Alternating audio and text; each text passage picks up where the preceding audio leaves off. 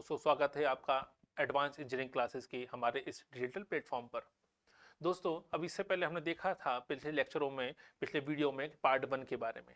Part 1 में हमने देखा था मध्य प्रदेश की जो महत्वपूर्ण घटनाएं हैं, महत्वपूर्ण जो इवेंट हुए हैं, महत्वपूर्ण समाचार हैं, उन सब के बारे में जानने का प्रयास किया था कि पिछले 1 से 12 से 14 महीने के दौरान कौन कौन सी महत्वपूर्ण घटनाएं घटी हैं। उनसे संबंधित महत्वपूर्ण जानकारी हमने आपके समक्ष शेयर की थी, मैं आपके समक्ष प्रस्तुत की थी।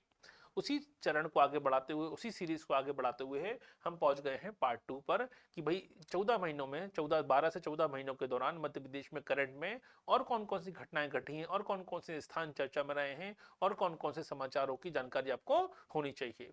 चलिए इसी सीरीज को आगे बढ़ाते हुए हम देखते हैं पार्ट 2 में और भी करंट और महत्वपूर्ण घटनाओं के बारे में। पहला महत्वपूर्ण घटना आती है हमारी बुरहानपुर से। हम सब जानते हैं बुरहानपुर के बारे में, मध्य प्रदेश का सबसे दक्षिणी जिला है, सबसे सदर्न डिस्ट्रिक्ट है, दक्षिणी जिला है।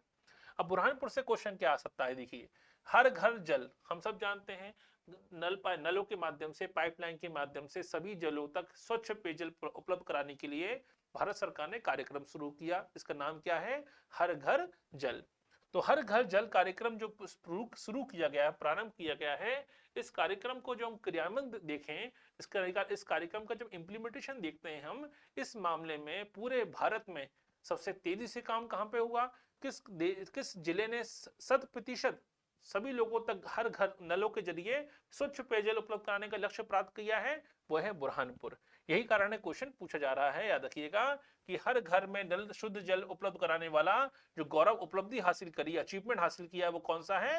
आपके बुरहानपुर। यही कारण है बुरहानपुर ये प्रमाण पत्र पाने वाला पहला जिला बन गया है देश का, जिसको ये सर्टिफिकेट है अपने आप में कि इसने हर घर नल जिले के 100% लक्ष्य को प्राप्त कर लिया है। क्लियर है?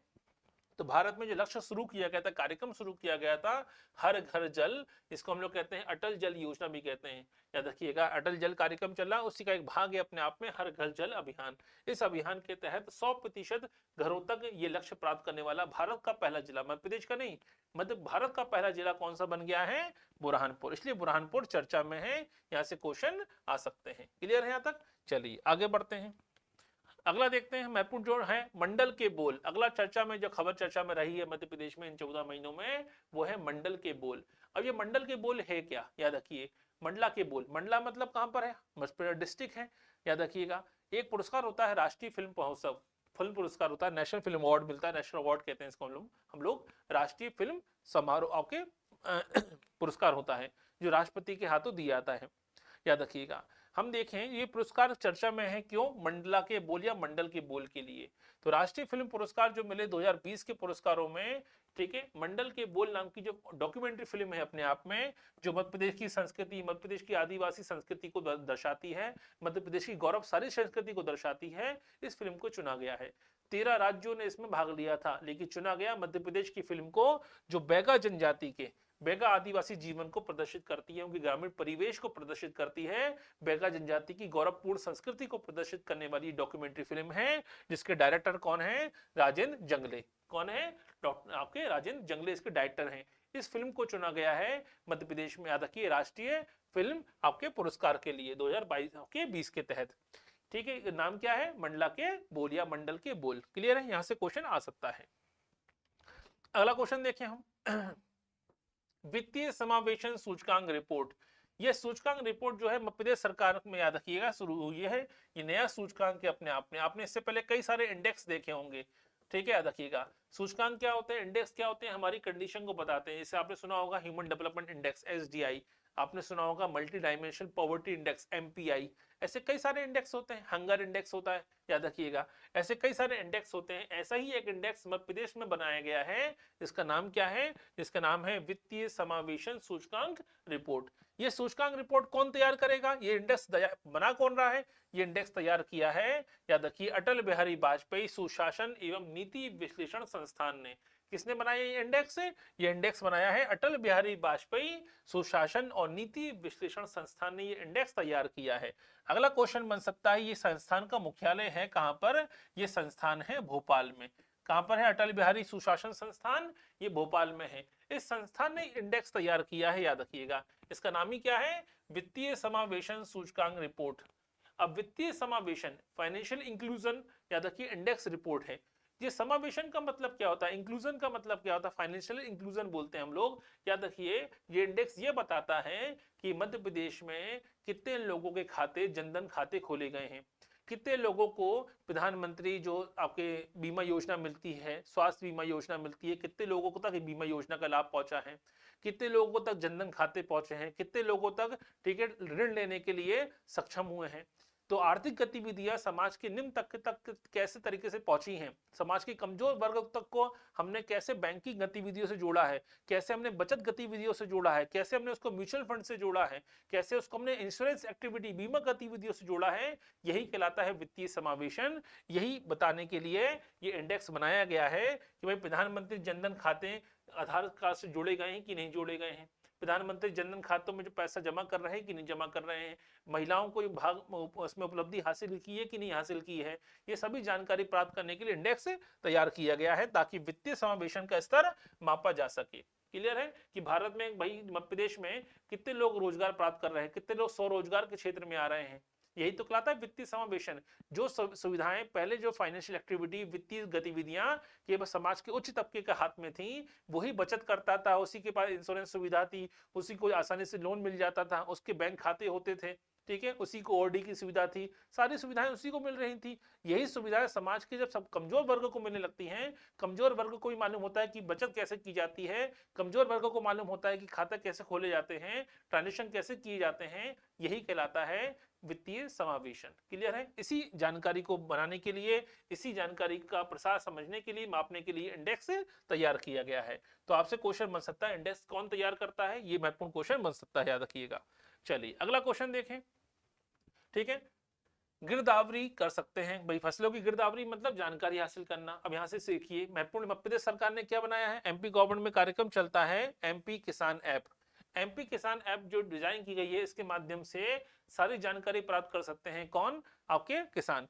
किसान इसके माध्यम से जो अपना किसान क्रेडिट कार्ड केसीसी, वो ऋण की स्थिति क्या है वो पता कर सकते हैं। ठीक है, भावांतर योजना की जानकारी पता कर सकते हैं, पेमेंट आया कि नहीं आया, न्यूनतम समर्थन मूल्य एमएसपी, ठीक है, मिनिमम सपोर्टिंग प्राइस क्या चल रहा है, ठीक है, लोन की स्थिति पता कर सकते हैं, फसल का रेट क्या चल रहा है मार्केट में ये पता कर सकते हैं, सारी जानकारियों के संबंध में। इसके अलावा फसलों को लेकर कोई नुकसान होता है, फसल बीमा का राशि कब आएगी, प्रीमियम कटा कि नहीं कटा अकाउंट से, ये सारी जानकारी पता कर सकते हैं इस एप्लीकेशन के माध्यम से। इसी एप्लीकेशन में एक और नई सुविधा जोड़ी गई है कि फसलों की गिरदावरी कर सकेंगे, यानी फसलों के संबंध में निर्णय ले सकेंगे, याद रखिए हमको बेचना कब है, कब स्टॉक करना है, कब इसको मार्केट में लाना है, सारी जानकारी उपलब्ध हो सकेगी इस एप्लीकेशन के माध्यम से। यही चर्चा में चल रहा है मध्य प्रदेश किसान ऐप। क्लियर है। चलिए अगला देखें। अगला आता है भाई मलखम, योग, तलवारबाजी और पिट्टू, इनको शामिल किया गया है मध्य प्रदेश के खेलकूद के वार्षिक कैलेंडर में। अब मध्य प्रदेश में स्कूलों में क्या होते हैं, खेलकूद होते हैं। अब जैसे हर स्कूलों में, सरकारी स्कूलों में देखिए या प्राइवेट स्कूलों में, सभी जगह पर देखने को मिलता है।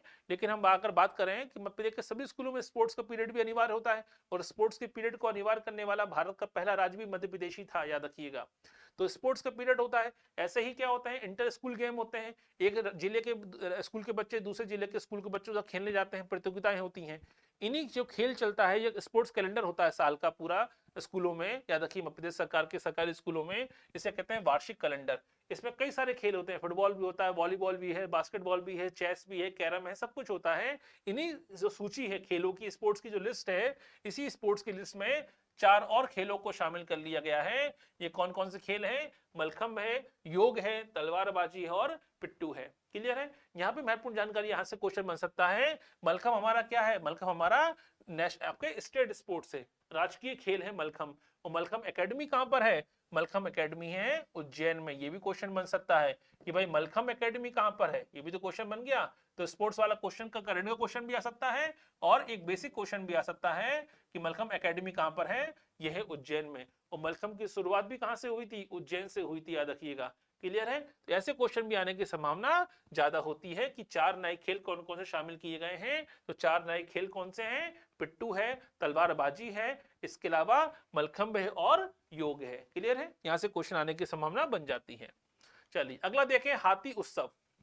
ठीक है। अब हाथी उत्सव क्या होता है ये जानकारी होना चाहिए। हाथियों के प्रति जागरूकता लाने के लिए, हाथियों के शिकार को रोकने के लिए, हाथियों के प्रति एक प्रकार से मानव का जो स्वभाव है पर्यावरण के प्रति लगाव पैदा करने के लिए, हाथियों को स्वास्थ्य भी खराब होता है, इनकी चिंता जरूरी होती है, तो हाथियों के प्रकार से एक मानवीय संबंध जोड़ने के लिए कार्यक्रम चलता है। या तक कि हाथियों की चिकित्सा और फिटनेस का परीक्षण करने के लिए कार्यक्रम रखा जाता है। यहाँ लोग आते हैं, हाथियों की पूजा करते हैं, उन्हें बेहतर खाना खिलाते हैं। याद रखिए, इसी का आयोजन करने के लिए हाथी उत्सव मनाया जाता है। इस साल जो हाथी उत्सव मनाया गया है 7 दिन चलता है, ये बनाया गया है बांधवगढ़ में। कहां पर है? उमरिया जिले में। तो उमरिया जिले के बांधवगढ़ नेशनल पार्क में ये उत्सव मनाया गया है, याद रखिएगा, यहां से क्वेश्चन बन सकता है। क्लियर है? तो हाथी उत्सव का आयोजन कहां पे हुआ? उमरिया के बांधवगढ़ में आयोजित किया गया है। चलिए अगला क्वेश्चन देखें, अंतरराष्ट्रीय खिलौना क्लस्टर। अब खिलौना क्लस्टर क्या होता है? जहां ऐसी कंपनियां जहां खिलौने के लिए कारोबार में जुड़ी हुई हैं, याद रखिए टॉय आपके इंडस्ट्री से जुड़ी हुई हैं। क्लस्टर का मतलब क्या होता है? जहां कई सारे जो इससे एक ही क्षेत्र के जो उद्योग होते हैं, इनको एक जगह पर इकट्ठा कर देना, ताकि सारा कच्चा माल बनाने वाले, मार्केटिंग, डिस्ट्रीब्यूशन सब एक साथ एक जगह पर ही होना आसान हो जाता है। याद रखिए, इससे लागत भी कम हो जाती है और इसका सभी का भला होता है। जो छोटे स्तर पर बढ़ा रहे हैं या बड़े स्तर पर बना रहे हैं, सबको लाभ मिल जाता है। तो यही स्पोर्ट जो हमारा टॉय क्लस्टर है, खिलौना क्लस्टर है, ये कहां बनाया जा रहा है? ये बनाया जा रहा है इंदौर में। यही हमारा क्वेश्चन बन जाता है। इंदौर क्या है? मध्य प्रदेश की इकोनॉमिक कैपिटल है, याद रखिएगा। तो इलेक्ट्रॉनिक्स कॉम्प्लेक्स तो पहले से था, अब टॉय आपके क्लस्टर भी कहां बन गया? इंदौर में बन गया है। इंदौर की बात हम करें तो इंदौर, याद रखिएगा, बहुत तेजी से आगे बढ़ रहा है स्टार्टअप के मामले में। मुंबई के बाद अगर भारत में सबसे ज्यादा स्टार्टअप स्टैब्लिश हो रहे हैं, वो कहां पे हो रहे हैं? याद रखिए, इंदौर में हो रहे हैं। इंदौर क्या बनता जा रहा है? फिनटेक। अब ये फिनटेक क्या होता है? याद रखिए, जब फाइनेंस और टेक्नोलॉजी जुड़ जाती है, इसे कहते हैं फिनटेक, याद रखिएगा। ठीक है, तो ये क्या है? फिनटेक। जैसे आपने सुना होगा फोन पे, गूगल पे, ठीक है, भीम है, पेटीएम, ये सब क्या कंपनी है? ये सब फिनटेक कंपनी कहलाती हैं। जब फाइनेंस को टेक्नोलॉजी से जोड़ा जाता है, जो तकनीक से जुड़ जाता है फाइनेंस सेक्टर, वित्तीय क्षेत्र, तब कहलाता है फिनटेक। और मुंबई के बाद दूसरा सबसे बड़ा शहर बनता जा रहा है फिनटेक के मामले में। स्टार्टअप तेजी से ग्रो कर रहे हैं इंदौर में। यही कारण है कि इंदौर में क्या एक और क्लस्टर बनाया गया, इसका नाम क्या है? टॉय क्लस्टर, जो बनेगा इंदौर में। चलिए अगला देखें, ट्री एम्बुलेंस। अब ट्री एम्बुलेंस क्या होता है? देखिए, इसकी शुरुआत हुई है मध्य प्रदेश में इंदौर जिले से। इंदौर जिले में नगर निगम के साथ मिलकर ये कार्यक्रम शुरू किया गया है, ट्री एम्बुलेंस। इसके तहत ऐसे पेड़ जिनको नुकसान पहुंचा है, ऐसे पेड़ जिनमें कोई बीमारी लग गई है, इनका इलाज किया जाएगा। अगर उनको वहां से हटाना भी पड़े, विस्थापित भी करना पड़े, तो विस्थापित भी किया जाएगा। इसी के लिए शुरुआत किया गया इंदौर नगर निगम के द्वारा। याद रखिए, उद्यानिकी विभाग के तहत चलेगा, इंदौर नगर निगम की सहायता ली जाएगी और ट्री एम्बुलेंस शुरू की गई है इंदौर में। तो हमारे लिए क्वेश्चन केवल एक ही आ सकता है कि मध्य प्रदेश में ट्री एम्बुलेंस की शुरुआत कहां से हुई है? इंदौर से हुई है। चलिए अगला देखें आता है मूक बधिर अनाथालय। ठीक है, भारत का पहला मूक बधिर अनाथालय। ऐसे बच्चे, याद रखिए, जिनके माता पिता नहीं हैं, ऐसे बच्चे जो, ठीक है, बोल नहीं सकते, सुन नहीं सकते, मूक बधिर हैं, ना तो बोल सकते हैं ना तो सुन सकते हैं, इनके लिए भारत का पहला अनाथालय कहां स्थापित किया गया है? इंदौर जिले में स्थापित किया गया। 26 सितंबर को यहां से क्वेश्चन आ सकता, सॉरी 25 सितंबर को स्थापित किया गया। 26 सितंबर को क्या होता है? विश्व मूक बधिर दिवस मनाया जाता है। विश्व मूक बधिर दिवस कब बनता है? 26 सितंबर को। और ये महत्वपूर्ण है अपने आप में, 25 सितंबर को ये सौगात दी गई है मूक बधिर बच्चों के लिए। अनाथालय बनाया गया, भारत का पहला है। कहां पर है? इंदौर में। यहां से क्वेश्चन बन सकता है। स्कूल शिक्षा विभाग द्वारा जारी किया गया स्कूलों की रैंकिंग। मध्य प्रदेश का जो एजुकेशन डिपार्टमेंट है, स्कूल शिक्षा विभाग है, इसने स्कूलों की रैंकिंग जारी करी है। कक्षा 1 से लेकर 8 तक, कक्षा पहली कक्षा से लेकर क्लास 1 से लेकर 8 तक की रैंकिंग है ये, बस याद रखिएगा। इस रैंकिंग में उनकी परफॉर्मेंस के बेसिस पर, उनकी क्वालिटी के बेसिस पर निकाला गया है। और इसमें हिसाब से छतरपुर जिले को पहला स्थान मिला है। यहाँ से क्वेश्चन बन सकता है। तो उच्च शिक्षा, जो स्कूली शिक्षा विभाग है, याद रखिए, इसने रैंकिंग जारी करी है कक्षा 1 से लेकर कक्षा 8वीं तक के बच्चों के लिए, 8वीं तक के स्कूलों आपकी कक्षाओं तक के लिए रैंकिंग जारी करी है। गुणवत्ता को लेकर, इनकी परफॉर्मेंस को लेकर, याद रखिएगा, उसमें छतरपुर को पहला स्थान मिला है। तो हमारे लिए महत्वपूर्ण क्वेश्चन क्या बन जाता है कि याद रखिए कि स्कूलों की रैंकिंग में 2022-23 में पहला स्थान किसको मिला है? ये मिला है छतरपुर जिले को। दूसरा, स्कूल रैंकिंग में कौन से स्तर के बच्चों को शामिल किया गया? कक्षा 1 से लेकर 8 तक के स्तर को शामिल किया गया है। क्लियर है? दूसरा स्थान किसको मिला है? बालाघाट को। तीसरा, और याद रखिए, संभाग के स्तर पर किसका स्थान मिला है? संभाग के स्तर पर सागर को पहला स्थान मिला है।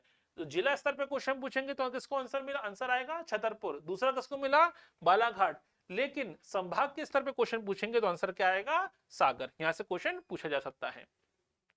चलिए अगला देखें। अगला आता है जबलपुर। जबलपुर में महत्वपूर्ण याद रखिएगा क्वेश्चन आ सकता है ग्वारी घाट से। ग्वारी घाट खूब चर्चा में इस बार, याद रखिएगा क्यों। जबलपुर मध्य प्रदेश की क्या कहलाती है, जबलपुर को हम कहते हैं मध्य प्रदेश की सांस्कृतिक राजधानी, कल्चरल कैपिटल कहते हैं। इसके अलावा जुडिशियल कैपिटल भी कहते हैं, क्योंकि मध्य प्रदेश का हाई कोर्ट कहां पर है, जबलपुर में है, याद रखिएगा। तो यार न्यायिक राजधानी भी है और सांस्कृतिक राजधानी भी है। लेकिन चर्चा में क्यों है, चर्चा में है ग्वारी घाट के कारण। कारण क्या है, लोग इसको ग्वारी घाट बोलते हैं, इसी का नाम चेंज करके क्या रखा गया है, गौरी घाट। क्या का रखा गया है, गौरी घाट। जबलपुर कौन सी नदी किनारे है, जबलपुर है नर्मदा नदी के किनारे, याद रखिएगा। तो गौरी घाट क्वेश्चन बन सकता है, गौरी घाट कौन से जिले में स्थित है, याद रखिए। जैसे सैठानी घाट है, कहां पर है, होशंगाबाद में, याद रखिएगा। क्लियर है। ऐसे बरमान घाट है नरसिंहपुर में, ऐसे क्वेश्चन खूब आते हैं, याद रखिएगा। तो गौरी घाट, इसका ग्वारी घाट का नाम बदलकर अब गौरी घाट कर दिया गया है, इसलिए चर्चा में है और क्वेश्चन आने की संभावना बढ़ जाती है। चलिए अगला देखें। बुरहानपुर। अभी हमने पढ़ा था कि हर घर जल की बात में बुरहानपुर को भारत में सबसे पहला स्थान मिला है। ऐसे ही एक और महत्वपूर्ण स्थान मिला है पूरे भारत में, 100% मतदाताओं को पहचान पत्र को आधार कार्ड से जोड़ दिया है, याद रखिएगा। आधार कार्ड से 97% मतदाता हैं, 97% मतदाताओं को जो वोटर कार्ड को आधार कार्ड से जोड़ने वाला जो लक्ष्य रखा गया था निर्वाचन आयोग का, इस लक्ष्य को सबसे पहले मध्य प्रदेश के बुरहानपुर जिले ने प्राप्त कर लिया है, याद रखिएगा। तो देश का पहला हर घर नल वाला जल, हर घर जल, याद रखिए, हर घर जल वाला प्रमाण पत्र भी मिल गया है और 97% वोटर्स को आधार कार्ड से लिंक कराने का लक्ष्य भी प्राप्त करने वाला पहला जिला कौन सा बन गया है, बुरहानपुर। ये भी क्वेश्चन आ सकता है, क्लियर है, याद रखिएगा। तो ऐसे क्वेश्चन आने की संभावना ज्यादा होती है। अब आता है अगला क्वेश्चन है कूनो नेशनल पार्क, याद रखिएगा। तो पालपुर कूनो है, आपने सुना ही होगा, पालपुर कूनो। अब ये पालपुर कूनो चर्चा में खूब है एक साल से। क्यों चर्चा में है, पहली बात तो ये है कहां पर, ये है श्योपुर डिस्ट्रिक्ट में आता है, ठीक है। कब स्टैब्लिश हुआ था, याद रखिए, ये बना था 1981 में अभ्यारण्य। 1981 में क्या बना था, अभ्यारण्य बनाया गया था, वाइल्ड लाइफ सेंचुरी बनाया गया था। लेकिन जैसे 2018 में क्या कर दिया गया, 2018 में इसको राष्ट्रीय उद्यान का दर्जा दे दिया गया, ठीक है, नेशनल पार्क बना दिया गया। अब नेशनल पार्क बनने के बाद क्या हुआ, कहां पर आता है, यह है श्योपुर और मुरैना, दोनों जिलों में फैला हुआ है, याद रखिएगा। लेकिन ज्यादा एग्जाम में अगर आ जाए तो श्योपुर लगाइएगा, क्योंकि बड़ा इलाका इसका श्योपुर में ही आता है। चर्चा में क्यों है, चर्चा में इसलिए है क्योंकि भारत में क्या हुए हैं, हमने अफ्रीका के नामीबिया, देश का नाम है नामीबिया, अफ्रीका के नामीबिया से हमने क्या मंगाए हैं, 8 चीते लेके आए हैं, याद रखिएगा। 8 चीतों को, ठीक है, पालपुर कूनो घर बनाने के लिए 8 चीतों का नया घर क्या है, पालपुर कूनो नेशनल पार्क है, इसी के लिए चर्चा में है, याद रखिएगा, ठीक है, क्लियर है। तो 8 चीते कहाँ लाए गए, पालपुर कूनो में लाए गए हैं, इसी कारण से चर्चा में बना हुआ है, खबरों में बना हुआ है। 8 चीते लाए गए कहां से, नामीबिया से लाए गए हैं, क्लियर है। यहाँ तक तो कुछ जानकारी होनी चाहिए। हाल फिलहाल चर्चा में क्यों है, क्योंकि हम जानते हैं कि पिछले कुछ महीनों से, याद रखिएगा, कॉलर इन्फेक्शन के कारण, ठीक है, या फिर आपसी लड़ाई झगड़े के कारण क्या हुए, आपस में जानवर क्या करते हैं, अपने क्षेत्र के लेकर झगड़े हुए, इससे चोट लग गई, चोट लगने से भी डेथ हुई है। ये कॉलर जो पहनते हैं, इस कॉलर से इन्फेक्शन हुआ, इससे भी डेथ हो रही है। तो कई सारे चीते मर चुके हैं अभी तक, याद रखिएगा। ये 8 नहीं है, बाद में और भी चीते लाए गए थे, लेकिन उसमें से कुछ चीते मर चुके हैं कॉलर इन्फेक्शन के कारण और माहौल के कारण भी, याद रखिए। तो यही कारण है कि चर्चा में बना हुआ है पालपुर कूनो नेशनल पार्क, याद रखिए। तो यहाँ से क्वेश्चन आने की संभावना बढ़ जाती है। चलिए अगला देखें। देश का पहला शहर बना है डिजिटल आवाज का शहर, ठीक है, देखिएगा। स्मार्ट सिटी कार्यक्रम सब सुना हुआ है, हमने सब जानते हैं, 2015-16 में शुरू किया गया था स्मार्ट सिटी कार्यक्रम। भारत का 100 शहरों को स्मार्ट बनाना था। इस स्मार्टनेस में सबसे आगे कौन निकला है, इंदौर। चाहे वो स्वच्छता के मामले में हो, चाहे वो स्टार्टअप के मामले में हो, चाहे वो फिनटेक के मामले में हो, चाहे वो डिजिटल पते के मामले में हो, याद रखिए। यानी इंदौर भारत का पहला शहर है जहां पर सभी लोगों का पता क्या कर दिया गया है, डिजिटल पता दे दिया गया है, याद रखिए। यानी इस अब डिजिटल पता करने से ये आसान है कि आप एप्लीकेशन के माध्यम से अगर आपको किसी का नंबर मालूम है, उसका एड्रेस मालूम है, तो सर्च करना बड़ा आसान हो जाएगा, क्लियर है, याद रखिएगा। तो भारत का पहला जिला है जिसके सभी लोगों का पता क्या हो गया, पूरे शहर में सभी लोगों का पता, याद रखिए, कैसा है, डिजिटलाइज कर दिया गया है, डिजिटल पता धारण कर दिया गया है, क्लियर है। तो यहाँ से क्वेश्चन बन सकता है कि भारत का पहला जिला जिसके सभी लोगों का पता, सभी घरों का पता डिजिटल कर दिया गया है, कौन सा है, इंदौर है। इंदौर बहुत तेजी से आगे निकल रहा है अपने तकनीक के मामले में, क्लियर है, यहाँ से क्वेश्चन आ सकता है। चलिए अगला देखें। देवास में बनेगा संविधान पार्क। अब संविधान पार्क कहाँ बनेगा, ये क्वेश्चन हमारे साथ आ जाए तो ऐसे क्वेश्चन में कोई डाउट नहीं होना चाहिए, सीधा आंसर लगाइए कहाँ बनेगा, देवास में बनेगा। क्यों, याद रखिए अमृत महोत्सव चल रहा है हमारे यहाँ, आजादी का अमृत महोत्सव है। आजादी तभी तक है जब तक संविधान टिका हुआ है, और संविधान बाबा साहब अम्बेडकर की सबसे बड़ी देन में से एक माना जाता है, याद रखिए। क्लियर है, तो 225,000 वर्ग फीट में 22 मूर्तियां लगाई जाएंगी। इस पार्क बनाया जाएगा कहां पर, देवास में। कहां बनेगा, टाटा चौराहे पर। टाटा चौराहा क्या है, देवास का इंडस्ट्रियल एरिया है। क्लियर है, यहां से भी क्वेश्चन आ सकते हैं। इसके अलावा देखें पर्यटन थाना, पर्यटन थाना चर्चा में है। पर्यटन थाना है क्या, उज्जैन में क्या है, उज्जैन में हम जानते हैं महाकाल मंदिर है, महालोक बनाया गया है पूरा बड़े पैमाने पर, और वहां पर जहां है रामघाट, याद रखिए। तो ऐसी इलाके में हम देखें मध्य प्रदेश में पूरा पर्यटन थाना स्थापित किया रहा है, जो मंदिर की सुरक्षा करेगा और रामघाट तक के एरिया की सुरक्षा करेगा। मंदिर के अंदर और बाहर सुरक्षा का दायित्व इसी थाने का होगा। 125 से ज्यादा इसमें आपके पुलिसकर्मी तैनात रहेंगे हमेशा। तो याद रखिए उज्जैन में पर्यटन का केंद्र बनाना भी है। उज्जैन में महाकाल दर्शन के लिए लाखों लोग आते हैं हर साल, तो मंदिर के अंदर और बाहर जो है वो सुरक्षा के लिए, रामघाट तक की सुरक्षा तक के लिए ये पूरा का पूरा थाना स्थापित किया गया है। इसका कार्य क्षेत्र कितना होगा, पूरा महालोक काल और रामघाट। क्लियर है, इसी को कहते हैं हम लोग पर्यटन थाना, जो उज्जैन में स्थापित हो रहा है। ठीक, अगला आता है पोषण माह। अब ये पोषण माह क्या है, यहाँ से क्वेश्चन आ सकता है। हम सब जानते हैं मध्य प्रदेश की सबसे बड़ी समस्या है कुपोषण। मध्य प्रदेश में बच्चों में एनीमिया के लक्षण देखने को मिलते हैं, कुपोषण के लक्षण देखने को मिलते हैं। लड़कियों में आपके एनीमिया के लक्षण देखने को मिलते हैं, यानी भरपेट भोजन उपलब्ध नहीं है मध्य प्रदेश में। याद रखिएगा, पोषण युक्त भोजन की सबसे बड़ी कमी है मध्य प्रदेश में, गर्भवती महिलाओं से लेकर बच्चे तक में। इसी स्थिति को देखते हुए मध्य प्रदेश में पोषण माह प्रारंभ कार्यक्रम शुरू किया गया है, जो किसके तहत शुरू किया गया है, आंगनबाड़ी केंद्रों के तहत शुरू किया गया है। यहाँ से क्वेश्चन आएगा कि पोषण अभियान कब से कब तक चलाया जाएगा। 1 सितंबर से लेकर 30 सितंबर तक ये पोषण माह चलेगा। तो पोषण माह कब से कब तक चलेगा, ये क्वेश्चन बन सकता है। 1 सितंबर से 30 सितंबर तक ये कार्यक्रम चलाया जाएगा। क्लियर है, तो यहाँ से मालूम पड़ा हमें पोषण सप्ताह के बारे में। तो ये वो टॉपिक है हमारे करंट के, जो 14 महीने के करंट में महत्वपूर्ण घटनाएं हैं, क्योंकि 1 या 2 क्वेश्चन 3 क्वेश्चन आ सकते हैं आपके एग्जाम में। तो महत्वपूर्ण घटनाएं कौन कौन सी हो सकती हैं, उससे संबंधित जानकारी हमने इस वीडियो में प्राप्त करी, इस लेक्चर में प्राप्त करी है। आप हमसे जुड़ सकते हैं फेसबुक के माध्यम से, टेलीग्राम के माध्यम से और इंस्टाग्राम के माध्यम से भी। मिलते हैं अगले लेक्चर में, टिल देन गुड बाय।